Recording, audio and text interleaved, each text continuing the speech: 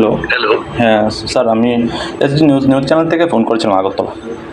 হ্যাঁ, হ্যাঁ, হ্যাঁ। বলছিলাম আজকে আপনি শপথ নিয়েছেন রাজ্যসভার সাংসদ হিসাবে। কি প্রতিক্রিয়া থাকতে পারে?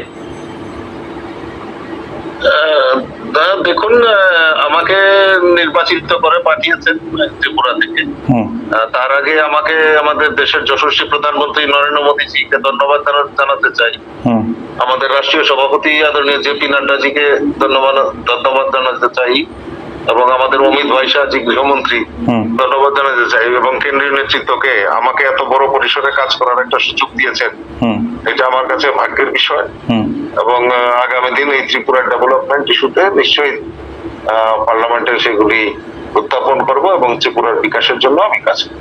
ত্রিপুরাবাসীদের উদ্দেশ্যে কি বার্তা দিতে চাইছেন? ত্রিপুরাবাসীর উদ্দেশ্যে একটাই বার্তা যে আমাদের ডাবল ইঞ্জিনের সরকার বিকশিত সংকল্প যাত্রায় মোদিজির সঙ্গে হাত মিলিয়ে সেই কাজগুলি করছে ত্বরান্বিত এবং সমাজের প্রত্যেকটা অংশের মানুষের জন্য বিভিন্ন পরিকল্পনা নিচ্ছেন, চাহে গরিব মানুষ হোক, কৃষক হোক, মহিলা হোক, যুবক হোক, প্রত্যেকের জন্য কিছু না কিছু পরিকল্পনার মাধ্যমে ত্রিপুরা রাজ্যের উন্নয়নের জন্য কাজ করছেন। তো আমি আশা করি যে ত্রিপুরাবাসীর কল্যাণার্থে আগামী